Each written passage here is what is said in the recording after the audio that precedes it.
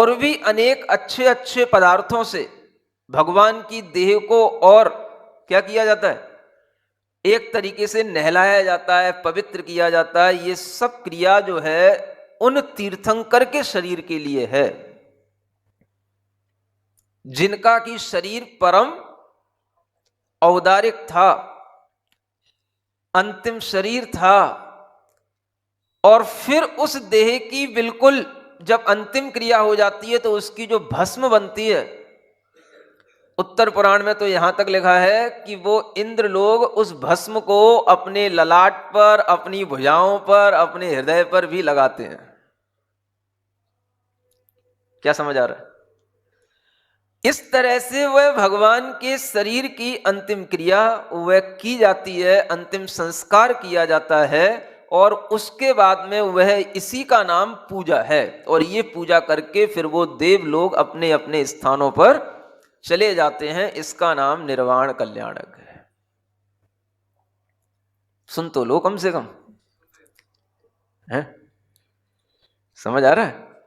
कहीं कहीं शास्त्रों में ये भी लिखा है, कहीं कहीं कुछ रेफरेंस ऐसे ही मिलते हैं कि भगवान के मोक्ष होते ही वो जो शरीर के परमाणु होते हैं वो अपने स्कंद रूप को छोड़ करके परमाणु के रूप में आ जाते हैं और वो सब बिखर जाते हैं। एक ऐसा भी रेफरेंस मिलता है।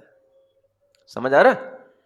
मतलब कि केवल नख केस बचते हैं, बाकी का सब शरीर अपने आप विलीन हो जाता है, कपूर की तरह उड़ जाता है, जो आपने सुन रखा है। ये भी होता है। और ये भी है कि दाह संस्कार की क्रिया होती है, ये भी कई जगह लिखा हुआ है। समझ आ रहा है? तो आप जानो कि क्या हो सकता है, क्या होता है। समझ आ रहा है? जो जो आचार्यों ने लिखा है वो सब पढ़ लो, वो सब सुन लो। और ये भी समझ लो कि इस प्रकार से जब वह अंतिम निर्वाण कल्याणक हो जाता है तो देह का तो यहां पर इस तरीके से संस्कार हो गया, और आत्मा कहां पहुंच गया? सिद्धालय का मतलब क्या होता है? क्या होता है सिद्धालय का मतलब?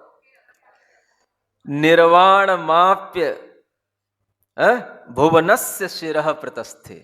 भुवन माने इस लोक का शिर, सबसे टॉप पॉइंट, ऊपरी भाग, वहां पर जाकर के वह आत्मा स्थित हो जाती है, सिद्ध शिला पर स्थित हो जाती है। यह भी एक तरीके का औपचारिक कथन है, क्योंकि सिद्ध शिला से जहां आत्मा स्थित होती है उसकी ऊंचाई बहुत बहुत ऊपर होती है।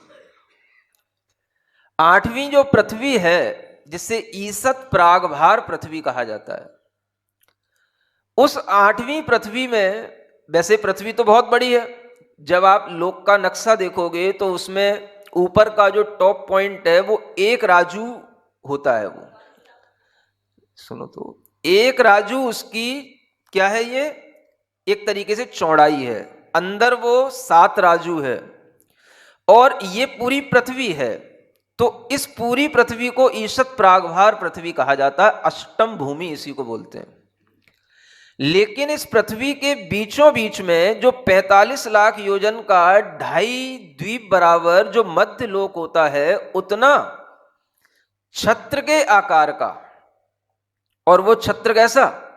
ऐसा नहीं, ऐसा उत्तान छत्र बोला जाता है उसको, जिसका मुख ऊपर की ओर हो, और वह चांदी के, सोने के बने हुए वो छत्र के आकार का, वह 45 लाख योजन विस्तार वाला वह सिद्ध शिला की वह आकृति है। समझ आ रहा है? जिसका मध्य में बाहुल्य, मोटाई उसकी 9 योजन की बताई जाती है, और किनारों पर जो है इधर कम होती चली जाती है। जैसे कि आपका कटोरा होता है या छत्र की ऐसी कोई आप आकृति बनाओगे तो मध्य में मोटी होगी और किनारों पर पतली होती चली जाएगी। ऐसा वह आकृति बनी हुई है जो पूरे 2.5 द्वीप के बराबर है। एक राजू तो बहुत बड़ा होता है, जो पूरे लोक की चौड़ाई है ऊपर जाकर के, लोक के ऊपर, और उसमें ये 45 लाख योजन की ये छत्र आकार की यह सिद्ध शिला की आकृति है। इससे भी बहुत ऊपर जाकर के वह तनुवात वलय के अंतिम छोर पर कोई भी सिद्ध आत्माएं होंगे तो उनका सिर स्पर्श करता है।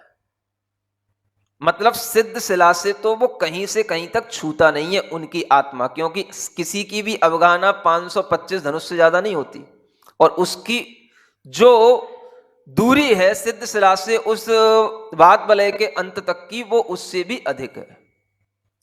तो इसलिए वह कहने में आता है कि सिद्ध शिला पर भगवान स्थित हैं, लेकिन भगवान तो सिद्ध शिला के ऊपर स्थित हैं, और वो जो अंतिम वात वलय है उसका जो लोक का अंतिम जहां पर अंत हो रहा है, उस अंतिम पॉइंट पर उनका सिर वहां टच करता है। अब जब वहां पर वह कोई भी सिद्ध आत्मा का सिर वहां पर टच करेगा तो ये तो निश्चित हो गया कि सभी सिद्ध आत्माओं के सिर एक जैसे हो रहे हैं, सिर सबके एक जगह लग रहे हैं। समझ आ रहा है? लेकिन नीचे नीचे सब एक जैसे नहीं है।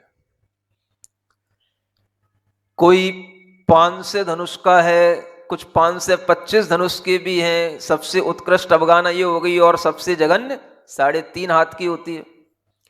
तो सिर सबके बराबर हैं, पैर और नीचे की स्थिति आत्मा की सबकी अलग अलग है।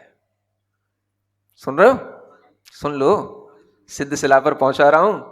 बहुत पुण्य से सिद्ध शिला पर पहुंचने को मिलता है। यहां बैठे बैठे भी आप मध्य लोक में सिद्ध शिला की बात सुन रहे हो, माने सिद्ध शिला पर पहुंच ही गए हो। समझ आ रहा है? अब वहां पर देखो सिद्ध भगवान होंगे तो वो अलग अलग अवगाहना के भी होते हैं और अलग अलग आकार के भी होते हैं। कोई बैठी हुई स्थिति से मोक्ष को प्राप्त होते हैं तो कोई खड़ी हुई स्थिति से मोक्ष को प्राप्त होते हैं, क्योंकि मोक्ष को प्राप्त करने के लिए आसन 2 ही होते हैं, कोई तीसरा नहीं होता। या तो पद्मासन या खड़गासन, जिसे कायोत्सर्गासन कहते हैं। कुर्सी वाले तो यहीं बैठ के आनंद लें सिद्ध शिला का। कुर्सी भी सिद्ध शिला पर ले जाना, कि हम सिद्ध शिला पर भी कुर्सी ले जा करके वहीं पर बैठ करके भगवान को देख रहे हैं। समझ आ रहा है? तो अब देखो, आसन 2 प्रकार के और अवगाहना तो बहुत प्रकार की। उत्कृष्ट और जघन्य के बीच में जितने भी मध्यम विकल्प बन सकते हैं वो सब अवगाहनाओं के विकल्प बन सकते हैं। तो वह अवगाहना के साथ में भगवान अलग अलग प्रकार की स्थितियों में अपने सिर को एक समान बना करके उस तनुवाद वलय के अंत में, लोक के अंत में स्थित होते हैं। सिद्ध भगवान का ध्यान करोगे तो कैसे करोगे? ये सब सुनकर के जो आपका श्रुत ज्ञान, जो सिद्ध भगवान को जानेगा और सिद्ध भगवान के बारे में जो श्रुत ज्ञान के माध्यम से जो आपके दिमाग में आएगा, यही सिद्ध भगवान के ध्यान करने के लिए श्रुत ज्ञान आवश्यक होता है। समझ आ रहा है? और ये नहीं समझना, यहां बैठ करके अगर आप सिद्ध भगवान का इस तरीके से उपदेश सुन रहे हो और उनके बारे में जान रहे हो, तो आप सिद्ध शिला पर ही पहुंच करके भगवान को देख रहे हो, जान रहे हो। हाँ, क्योंकि उनको जानने का इसके अलावा और कोई तरीका नहीं है। केवल मतिक ज्ञान से उनको नहीं जान सकते हम। मतिक ज्ञान के साथ जब हमारा श्रुत ज्ञान काम करता है तो वो हम उसी तरीके से, हम यहां शब्द बोल रहे हैं और उस शब्द में जो अर्थ आ रहा है वो आपके दिमाग से उसको वहीं पर ले जा रहा है, उसका नाम श्रुत ज्ञान है। तो उस श्रुत ज्ञान से ही हम अरूपी पदार्थ को भी, अरूपी आत्मा को भी, अमूर्तिक आत्मा को भी जान लेते हैं। समझ आ रहा है? आप इस समय पर अवधि ज्ञान और मनः पर्यय ज्ञान से भी बड़े ज्ञान वाले हो, क्योंकि अवधि ज्ञान और मनः पर्यय ज्ञान कभी भी सिद्ध आत्माओं के बारे में नहीं जान सकते। श्रुत ज्ञान से ही सिद्ध आत्माओं के बारे में जाना जाता है, जो आपको अभी जनाया जा रहा है। सुन रहे हो? हाँ, केवल सिद्ध आत्माओं के बारे में श्रुत ज्ञान जान सकता है, तो ऐसे ही जानता है। इस सिद्ध भगवान की जो आत्माओं की स्थितियां हैं, उनके अगर हमारे दिमाग में उनके अवगाहना, उनके आसन, ये सब दिमाग में रहेंगे तो हम उनकी तरफ अपना ध्यान ले जा सकते हैं और जब हम बोलेंगे णमो सिद्धाणम, सिद्ध सिद्ध सिद्ध, अरहम अरहम अरहम, तो आपको उन वो सब आकृतियां आपको उस अक्षरों के माध्यम से उन अक्षरों में दिखाई देंगी। अब देखो 24 तीर्थंकर हुए। कौन से तीर्थंकर सिद्ध बनते समय पर कौन से आसन से सिद्ध हुए पता है? 3 तीर्थंकर पद्मासन से बैठ करके मोक्ष गए। सुन रहे हो? पहले आदिनाथ भगवान, 12वें बांसुपूज्य भगवान और 22वें नेमिनाथ भगवान।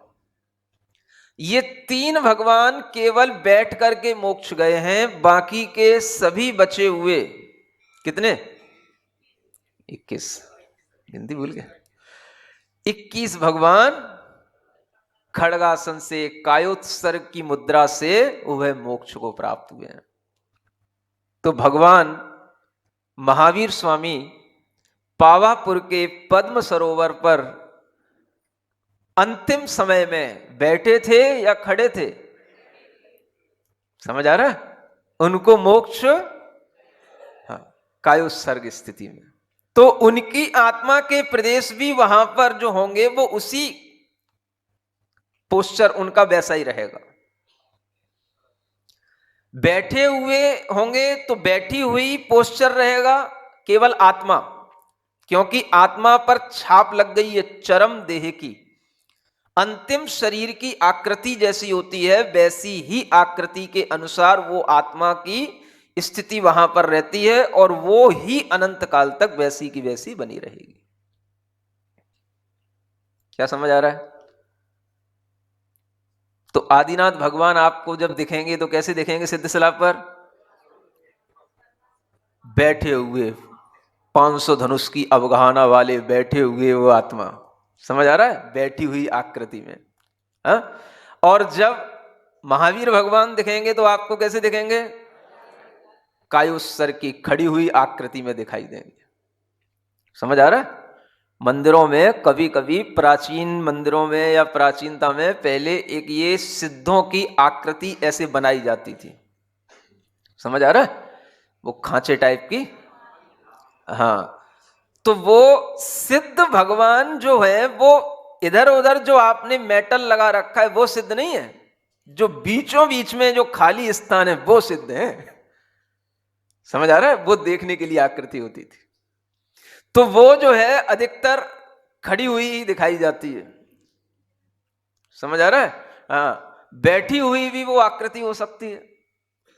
तो दोनों प्रकार की आकृतियों वाले अवगाहनाओं, अलग अलग अवगाहनाओं के साथ में सिद्ध भगवान होते हैं। अब आप विचार करो कि उनकी जो अवगाहना है वह अवगाहना जितना हमारा शरीर स्थूल दिखाई देता है उतनी नहीं होती है। समझ आ रहा है? इस विषय में भी आचार्यों के 2 मत हैं। एक आचार्य कहते हैं किंचित ऊन, द्रव्य संग्रह पढ़ रहे हो ना? हाँ, चरम शरीर से किंचित ऊणा, कुछ कम उनकी अवगाहना रह जाती है। समझ आ रहा है? निकम्मा 8 गुणा किंचूणा चरम देह दो सिद्धा। चरम देह से कुछ कम उनके शरीर की अवगाहना रह जाती है। लेकिन तिलोय पंडिती में आचार्य यति वृषभ महाराज कहते हैं कि उनकी अवगाहना इस शरीर की 1/3 रह जाती है। माने 1/3 कम हो जाती है। कितनी कम हो जाती? 1/3 कम कर दो, 2/3 रह जाती है। मतलब शरीर में देखा जाए तो पोलापन बहुत ज्यादा है। आत्मा के प्रदेश, आत्मा तो बहुत सूक्ष्म है और जैसे जैसे ये शरीर छूटेगा, आत्मा के प्रदेशों का संकुचन, आत्मा का घनत्व जो होगा वो तो बहुत कम रह जाएगा। जैसे ये बांह है, अब ये देखो इतने में आत्मा के प्रदेश हैं पूरे, समझ आ रहा है? लेकिन जब आत्मा केवल रह जाएगी तो इतना इसका वॉल्यूम थोड़ी ना रहेगा। नहीं समझ आ रहा है? वो तो बस संकुचित होकर के उसकी तो अवगाहना, सब आत्म प्रदेश संकुचित होकर के उसकी तो अवगाहना बहुत कम रह जाएगी। तो ऐसे ही मुंह है इतना बड़ा, पेट है, ये सब पोले स्थान है, इन सब में आत्मा के प्रदेश नहीं है। और जब ये आत्मा संकुचित होगी, अपने प्रदेशों को संकुचित करके इस शरीर को छोड़ेगी, तो उन अभी जो ये अवगाहना दिख रही है, इससे वो अवगाहना वास्तव में देखा जाए तो ऐसा ही लगता है कि 1/3 कम हो जाएगी। क्या समझ आ रहा है? क्योंकि आत्मा के प्रदेश जिस स्थान में फैले हुए हैं वो उस स्थान में वैसे ही फैले हुए नहीं रहते हैं। वो जब आत्मा योगों से रहित हो जाएगी तो उस समय पर उस आत्मा के प्रदेश संकुचित होकर के पूरे शरीर को छोड़ देते हैं, और जब छोड़ देते हैं तभी वो अयोगी होकर के बहुत कम समय में वो पूरा आत्मा आराम से उस शरीर से निकल जाता है। समझ आ रहा है? इसलिए शरीर की जो स्थिति है और आत्मा की जो स्थिति है उसमें बहुत अंतर पड़ जाता है। तो आत्मा की अवगाहना अगर 1/3 भी कम हो जाए तो कोई बड़ी बात समझ में नहीं है। इससे आप समझ सकते हो कि हमारी आत्मा शरीर के अंदर किस रूप में फैली हुई है, और शरीर में जो चीजें हैं वो तो बहुत मटेरियल है। समझ आ रहा है? आत्मा तो एक तरह से बहुत सूक्ष्म है, और वो पूरे शरीर में अपने को संवेदन करा रही है, अपना संवेदन पूरे शरीर का उसके साथ जुड़ा हुआ है। लेकिन वह आत्मा का हर जगह पर रहना तो हो रहा है, उसके प्रदेशों में फैलाव तो है, लेकिन वह आत्मा के प्रदेश इतने सूक्ष्म हैं कि उसे हम शरीर के बराबर नहीं कह सकते। जैसे दूध रखा हुआ हो, समझ आ रहा है? और उस दूध में एक नील मणि आप रख दो, नील मणि, समझ आ रहा है? तो क्या होगा? पूरा दूध कैसा हो जाएगा? नीला हो जाएगा। अब उस नील मणि का जो प्रकाश है वो कहां फैला हुआ है, बस उस प्रकाश को देखो, मणि मत देखना, उस नील मणि की आभा। तो आभा जो दूध में मिक्स हो गई, बस वो आत्मा है। देखो इतना सुंदर आत्मा का दिग्दर्शन आपको कभी नहीं हो सकता आंखों से, कानों से, सुन रहे हो? वो जो आत्मा है और जो पूरा दूध है पूरे पूरे भगोने में, वो सब क्या है? वो शरीर है। समझ आ रहा है? ऐसे ही शरीर में आत्मा की स्थिति है। तो जब आत्मा शरीर को छोड़ देती है तो उसकी जो अवगाहना है वो केवल जो चरम शरीर है उससे 1/3 न्यून होकर के रह जाती है। तो ये बात भी बिल्कुल जचती है। समझ आ रहा है? जब इस तरीके से वह आत्मा का लोक के अग्रभाग पर स्थान हो जाता है तो कुछ लोग ये पूछते हैं, कुछ अन्य दर्शनों की ये मान्यताएं हैं कि वो आत्माएं जो एक बार शरीर से मुक्त हो जाती हैं वो चलती चली जाती हैं, चलती चली जाती हैं, चलती चली जाती हैं, वो कभी रुकती नहीं है। एक दर्शन ऐसा है, समझ आ रहा? उसका नाम है सदाशिव मत। वो क्या मानता है कि आत्मा शरीर से मुक्त होने के बाद में रुकती नहीं है, चलती चली जाती है। और जैन दर्शन क्या कहता है कि आत्मा लोक के अग्रभाग पर रुक गई। अब क्यों रुक गई? उसका भी कुछ रीजन है। क्योंकि लोक के बाहर किसी भी जीव या पुद्गल को गति कराने के लिए भी द्रव्य नहीं है। जो द्रव्य धर्म द्रव्य कहलाता है, जिसके माध्यम से गति होती है, और अधर्म द्रव्य जिसके माध्यम से उसकी स्थिति होती है। तो अधर्म द्रव्य तो लोक के अंत में ले जाकर के उसे क्या कर देता है, आत्मा को रोक देता है, क्योंकि अधर्म द्रव्य ने क्या कर दिया, आत्मा को रोक दिया, और धर्म द्रव्य ने क्या कर दिया, आत्मा को लोक तक ले गया वो, क्योंकि जहां तक धर्म द्रव्य वहीं तक आत्मा जाएगी, और जाकर के वहां रुक गई तो रोकने में सहायक कौन हो गया, अधर्म द्रव्य। समझ आ रहा है? सुन लो ज्ञानी लोगों, जो ये कहते हैं कि निमित्त कुछ नहीं करता, समझ आ रहा है? संसार अवस्था में तो निमित्त बहुत कुछ करता है, इसके बारे में तो पहले कई बार बता चुका हूं। अब मुक्त अवस्था में देखोगे निमित्त क्या करता है। समझ आ रहा है? इतनी शक्तिशाली आत्मा को, अनंत शक्ति संपन्न आत्मा को रोकने का काम करने वाला कौन है? समझ आ रहा है? उपादान में तो शक्ति है, वो तो कहीं से कहीं तक जा सकता है, लेकिन आगे पटरी नहीं बिछी है तो रेल जितनी इस पटरी है बस वहीं तक खड़ी रह जाएगी, आगे नहीं चल सकेगी। समझ आ रहा है? हाँ, रेल में भले ही क्षमता है कितनी तेज दौड़ने की, लेकिन अगर लाइन नहीं है, पटरी नहीं बिछी है, तो वो आगे नहीं जा सकती। धर्म द्रव्य जहां तक है वहीं तक गति होगी। तो लोक के अंत तक धर्म द्रव्य फैला हुआ है, पूरे लोक में फैला हुआ है। धर्म द्रव्य के भी असंख्यात प्रदेश ही हैं, और लोकाकाश के भी असंख्यात प्रदेश हैं, इन सब प्रदेश बराबर हैं। समझ आ रहा है?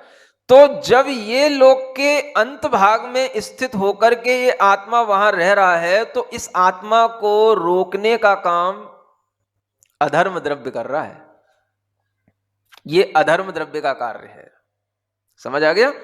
अधर्म द्रव्य के कारण से वह स्थिति वहां बनी हुई है, ठहरने में सहायक हो गया, और वो अनंत काल तक इसी रूप में वहां स्थिति बनी रहेगी। लोक के बाहर गमन नहीं हो सकता, क्योंकि वहां बाहरी द्रव्य है ही नहीं। आकाश के अलावा वहां कोई भी द्रव्य होते ही नहीं है, इसलिए वहां जाकर के वो आत्मा रुक जाता है। समझ आ रहा है? गुब्बारा यहां से छोड़ोगे, कहां जाके टिकेगा वो? बस, और छत ऊपर होगी तो और ऊपर टिक जाएगा। अब जहां तक छत ऊपर आप कर सकते हो उसको कर लो। तो लोक की छत कहां है? यहां से 7 राजू, क्योंकि ये मध्यलोक से नीचे 7 राजू है, ऊपर 7 राजू है, और वो तनुवाद वलय का अंतिम वह सरफेस है, जहां पर जाकर के वह आत्मा उस स्थान पर अपना टिकाव कर लेता है, और अनंत काल तक वह एक ही स्थिति में ऐसे ही आत्मा का अवस्थान रहता है। क्या समझ आ रहा है? क्या फर्क पड़ रहा है? ये तो नहीं समझ रहे हो? कहां लटका दिए महाराज? ऊपर लटका दिए। ये भी आपको इसलिए समझ में आएगा कि आपके शरीर का भार है, इसलिए आपको लटकना दिख रहा है, वहां तो कुछ है ही नहीं। आत्मा का तो कोई भार होता ही नहीं। समझ आ रहा है? वो भार रहित द्रव्य है, और उस द्रव्य में जो अपनी आत्मा, उसकी जहां आत्मा का अवस्थान है, वो आत्मा अपनी आत्मा में लीन है, तो वहां उनको ये महसूस नहीं हो रहा है जैसे हम यहां पर आपको महसूस करा रहे हैं कि वो भगवान का सिर वहां लग रहा है, कि वो लटक रहे हैं। उनको कुछ नहीं, वो तो आत्मा है, वो जहां है वहां है। समझ आ रहा है? गुब्बारा है, जहां पहुंच गया वो गुब्बारा गुब्बारे के रूप में ही रहेगा। तो वह आत्मा में आत्मा जब इस तरीके से लीन है, तो उसको तो इस बात का कोई एहसास नहीं कि हम कहां हैं, लेकिन वह आत्मा जहां है वहां पर अपनी ही आत्म संवेदन में लीन है, और वहीं पर अन्य भी अनेक आत्माएं उसी स्थान पर भी स्थित हो जाती हैं, तो भी हर आत्मा अपने ही आत्म संवेदन में रहता है। अपनी आत्मा से दूसरी आत्मा को अपने ज्ञान में देख सकता है, लेकिन संवेदन किसी भी आत्मा को दूसरी आत्मा का नहीं होता, न संसार अवस्था में होता और न मुक्त अवस्था में होता। क्या समझ आ रहा है? आप कह रहे हो कि लोक पूर्ण समुद्घात होगा तो भगवान हमारी आत्मा के ही ऊपर भगवान की आत्मा के प्रदेश आ जाते हैं। आप समझो कितनी बड़ी बात है। जहां हमारी आत्मा के अलावा हमारे शरीर के भी जो प्रदेश है सब पर भगवान की आत्मा के प्रदेश होंगे, क्योंकि ये भी तो लोकाकाश में ही है सब। तो लोकाकाश के एक एक पॉइंट पर भगवान की आत्मा के प्रदेश, मतलब भगवान की आत्मा केवल ज्ञान के साथ हमको कितनी बार छू जाती होगी, लेकिन हमें उसका कुछ भी एहसास या अनुभव ना हो सकता, ना होता है, क्योंकि लोकाकाश में उनकी आत्मा के प्रदेश फैल रहे हैं तो सब पे आएंगे वो। तो समझ आ रहा है? ऐसे विचार करने का नाम ही धर्म ध्यान है। क्या समझ आ रहा है? इस तरह से लोक की आकार का विचार करना, सिद्ध आत्माओं की आकृतियों का विचार करना, उनकी अवगाहना का विचार करना, जो सिद्ध लोक है और वहां जो वह छत्राकार वह स्थिति है उसका विचार करना, ये सारा का सारा धर्म ध्यान का नाम है संस्थान विचय धर्म ध्यान। क्या कहलाता है ये? समझ आ रहा है? 4 प्रकार के धर्म ध्यान होते हैं: आज्ञा विचय, अपाय विचय, विपाक विचय और संस्थान विचय। इतनी देर से हम आपको संस्थान विचय धर्म ध्यान की आकृतियां और उनकी अवगाहना बता करके ये ध्यान करा रहे हैं। ये ध्यान चल रहा है आपका। अगर आपका ज्ञान हमारी बातों में लगा है तो समझो कि आप बिल्कुल ध्यान में हो। सुन रहे हो? हाँ। ऐसे वह भगवान की जब स्थिति वहां पर बनी हुई है तो सोचो कि निमित्त भी उन सिद्ध आत्माओं के लिए काम कर रहा है, और वो निमित्त के कारण से ही सिद्ध आत्माएं वहां पर टिकी हैं, नहीं तो वो सिद्ध आत्माओं की गति कौन रोकने वाला है बताओ? समझ आ रहा है? तत्वार्थ सूत्र के अंतिम 10वें अध्याय में सिद्ध भगवान का वर्णन आता है, तो उसमें एक सूत्र आता है धर्मास्तिकाया भावात। सिद्ध भगवान वहां क्यों टिक गए? धर्मास्तिकाय का अभाव हो गया इसलिए टिक गए। सुन रहे हो? तो एकांत रूप से निमित्त की अवहेलना करने वालों, थोड़ा सा सोच समझ करके जैन दर्शन को सीख करके बोला करो। समझ आ रहा है? संसार अवस्था में तो निमित्त काम करता ही है, भरपूर काम करता है, और मुक्त अवस्था में भी वो भरपूर काम कर रहा है। समझ आ रहा है? और निमित्त की छाप हम आपको कहां तक दिखाएं? अगर हम आपसे पूछें कि सिद्ध भगवान की आकृति अंतिम शरीर की आकृति की क्यों बन गई, ये भी तो निमित्त की छाप है। जैसा हमारा अंतिम शरीर रहा उसकी जैसी अवगाहना रही, और वैसी ही सिद्ध भगवान की वहां पर अवगाहना रही, और वैसी ही पद्मासन है तो पद्मासन की आकृति, खड्गासन है तो खड्गासन की आकृति। आखिर ये भी क्या है? ये निमित्त की छाप नहीं है उन सिद्धों पर? नहीं समझ आ रहा? सिद्धों का तो अपना अलग से ही सब कुछ होना चाहिए था। अंतिम शरीर की आकृति के आकार का वहां पर होना भी ये बता रहा है कि अभी देखो शरीर की छाप उनके ऊपर पड़ी हुई है। समझने की बात है कि नहीं? नहीं समझ आ रहा? शरीर तो निमित्त था, ये मनुष्य जन्म तो निमित्त था उस मुक्ति के लिए, उस आत्मा के लिए, और उसी की छाप अनंत काल तक पड़ी रहेगी। आप कहां तक बचोगे निमित्त की छाप से? छपा दिया उसने बिल्कुल। वैसा ही शरीर की आकृति वहां रहेगी जैसी आपकी अंतिम शरीर की आकृति, अवगाहना, आसन इत्यादि है, वैसा ही रहेगा। तो ये क्या है? ये निमित्त की छाप है कि नहीं? सुन रहे हो? दिमाग पे अच्छी तरीके से निमित्तों की छाप लगा लो। उपादान अकेला कुछ भी करने में समर्थ नहीं होता, हमेशा निमित्तों के सहयोग से ही उपादान में काम होता है, और निमित्त उपादान में इतने घुस जाते हैं कि निमित्त अपनी छाप अनंत काल तक भी उस सिद्ध अवस्था में लगाए रखते हैं। तभी वो सिद्धों की आकृति वहां पद्मासन की और खड़गासन की मिलेगी। अगर निमित्त नहीं होता तो वो सब अपनी एक आकृति में आ जाते, भैया सब निमित्त छोड़े हमने, सब झंझट छोड़े, और वहां जाकर के शरीर से निकलने के बाद सब एक जैसे हो जाते। ऐसा नहीं है, समझ आ रहा है? तो निमित्तों का बहुत बड़ा हमारे ऊपर प्रभाव रहता है। निमित्तों के ही माध्यम से हमें श्रुत ज्ञान होता है। उपदेश अपने आप में बहुत बड़ा निमित्त है। और जिनोपदेश, ये जो उपदेश है, इस उपदेश को सुनकर के हमारे अंदर सम्यक दर्शन होता है। सम्यक दर्शन की उत्पत्ति में उपदेश श्रवण एक बहुत बड़ा कारण बताया गया है। मतलब हमारे अंदर के परिणामों को संभालने का, हमारी कसायों को कम करने का ये उपदेश हमारे लिए बहुत बड़ा निमित्त होता है। और इस निमित्त के माध्यम से ही हमारी कसाएं, हमारे मिथ्यात्व, हमारी मिथ्या बुद्धि दूर होती है और हमारे अंदर सम्यक दर्शन का लाभ प्राप्त होता है। ये उपदेशों का ही प्रभाव है। इसलिए उपदेशों के निमित्त को हमेशा मान्य करना। समझ आ रहा है?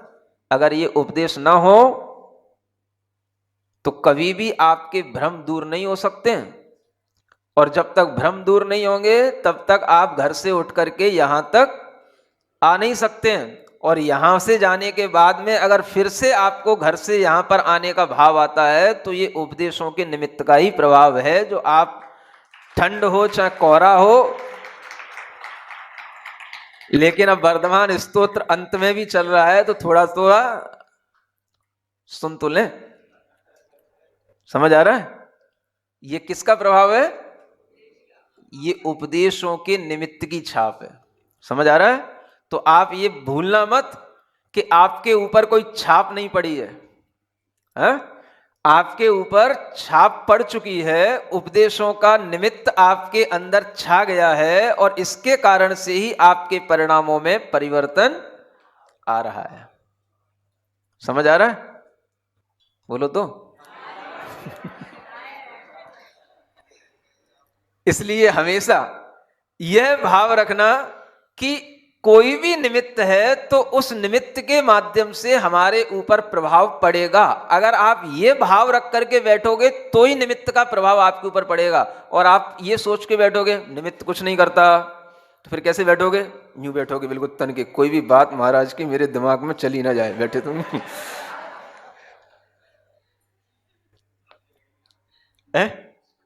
निमित्त का प्रभाव नहीं पड़ना चाहिए ना। तो वो उपादान कैसे बैठेगा? बिल्कुल हाँ, कुछ भी सिर्फ सुनना है, कुछ नहीं करना है। हम कहेंगे सुनने में आ रहा है तो वो हाँ जी भी करने में सोचेगा, क्योंकि वो भी निमित्त हो गया ना। मैंने पूछा और उसने हाँ कर दिया। समझ आ रहा है? ऐसा अगर कोई भाव रखेगा तो वो कभी भी जैन दर्शन को समझ नहीं सकता है। ये जितनी भी सैद्धांतिक बातें हैं सब जो आचार्यों के द्वारा लिखी हुई बातें वही आपको बताई जा रही हैं। इसलिए निमित्तों और उपादानों के बीच की बहुत बड़ी एक मैत्री होती है और उसी के माध्यम से ये सारे के सारे कार्य घटित होते हैं। अगर निमित्त अपना कार्य न करे तो कभी भी उपादान में परिवर्तन संभव ही नहीं है। इसलिए निमित्तों से जुड़े रहने का भाव बनाए रखो। अरे भाई, द्रव्य किसको क्या कर रहा है? धर्म द्रव्य अपने में लीन है, आत्म द्रव्य अपने में लीन है, अधर्म द्रव्य अपने में लीन है, आत्मा अपने में लीन है। लेकिन फिर भी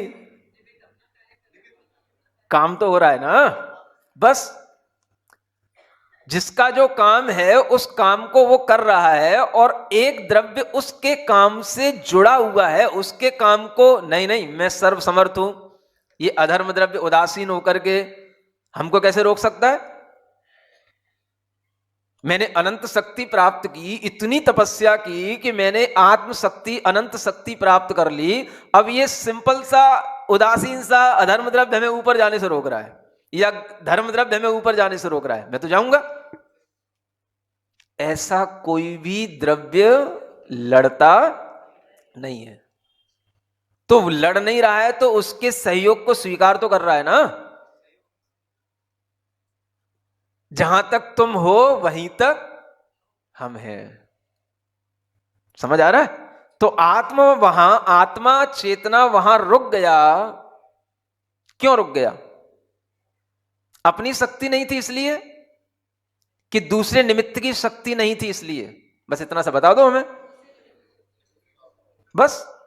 तो दूसरे निमित्त का अभाव था, उसके कारण से आत्मा की आगे गति नहीं हुई। तो इससे स्पष्ट है कि दूसरे निमित्त के साथ ही आत्मा की गति हो रही है, और जहां निमित्त का अभाव है वहां आत्मा की गति का भी अभाव है। इसलिए हमेशा आत्मा निमित्तों के साथ चलता है। शुद्ध अवस्था में भी आत्मा निमित्तों के साथ ही बैठा है, अशुद्ध की तो बात छोड़ो ही। अच्छे ढंग से दिमाग में भर लो ये बात।